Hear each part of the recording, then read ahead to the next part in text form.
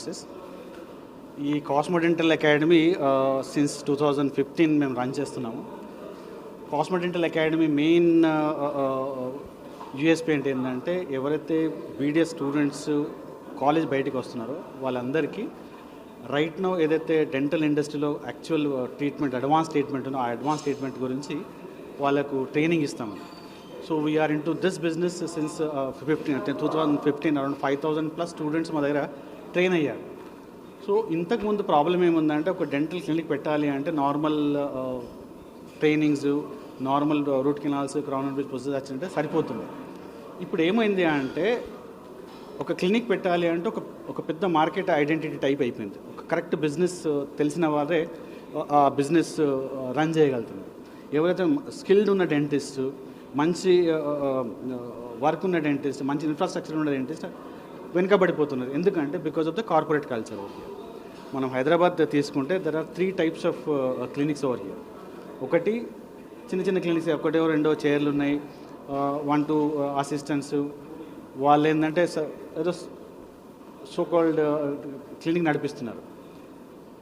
ఇటువంటి వాళ్ళు 90% క్లినిషియన్స్ ఉన్నారు. వాళ్ళకి వర్క్ వస్తుంది కానీ బిజినెస్ తెలియకపోయేసరికి most of the patients are not going there. Second వచ్చేసి కార్పొరేట్ చైనా క్లినిక్స్. వీళ్ళ దగ్గర మ్యాన్ పవర్ ఇన్వెస్ట్మెంట్ ఉండేసరికి దర్ క్లినిక్స్ ఆర్ గుడ్, మంచి ఎకో సిస్టమ్ ఉంది. కానీ ప్రాబ్లం ఎక్కడ వస్తుంది కార్పొరేట్ క్లినిక్స్ అంటే టార్గెట్ ఓరియంటెడ్ ప్రాక్టీస్. ఎవరైతే డెంటిస్ట్ అక్కడ పనిచేస్తున్నాడో ఈజ్ నాట్ ద ఓనర్ అని ఒక ఎంప్లాయీగా పనిచేస్తున్నారు. వీళ్ళకి వచ్చేసి ఒక టార్గెట్ ఇవ్వబడుతుంది, అంటే నువ్వు 5 lakhs చేయాలి, 10 lakhs చేయాలి. సో ఒక పేషెంట్ వాళ్ళ దగ్గరికి వచ్చిన తర్వాత వాళ్ళ మెయిన్ ఫోకస్ వచ్చేసి ట్రీట్మెంట్ బిల్ ఎలా పెంచాలి. సో దీనివల్ల ఏమవుతుందంటే వాళ్ళు అనుకునే ట్రీట్మెంట్ చేయలేకపోతున్నారు. వాళ్ళకి తెలుసు వాళ్ళు తప్పవుతున్నా కానీ because of the target pressure corporate clinics are not doing that well.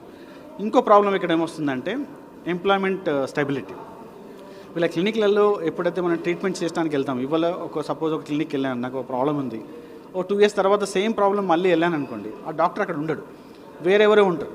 ఎందుకంటే ఈ డాక్టర్స్ అనేది 1 year 2 years అలా ఉంటారు, వెళ్ళిపోతూ ఉంటారు. సో నాకు నా పర్సనల్ డాక్టర్ అంటూ లేడు అక్కడ. సో అది సెకండ్ ప్రాబ్లం వస్తుంది.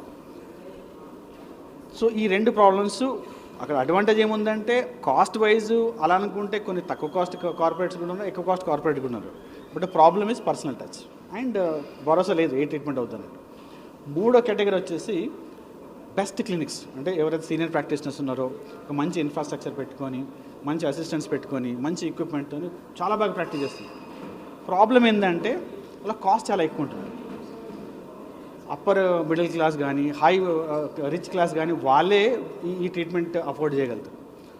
సో మనకు ప్రాబ్లం ఏంటంటే ఒక 2% of the Indian population is that kind. 98% population ఎక్కడికి వెళ్ళారు. సో మనం ఇప్పుడు ఏం వచ్చామంటే కాస్మో డెంటల్ది ఒక క్లినిక్ మోడల్గా వచ్చాం.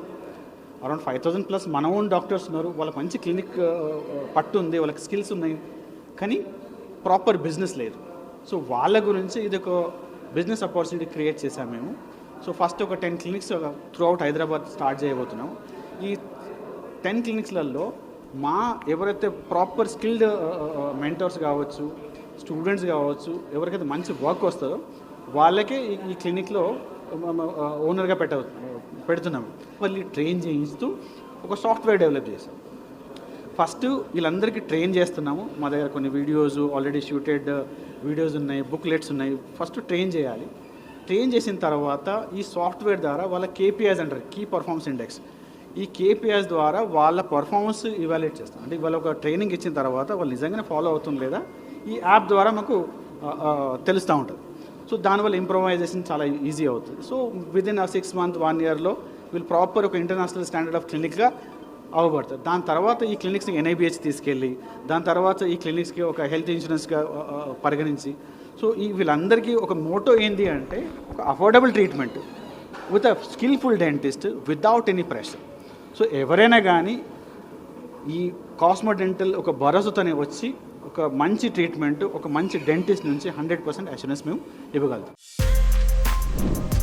For more videos like this, subscribe Big TV channel.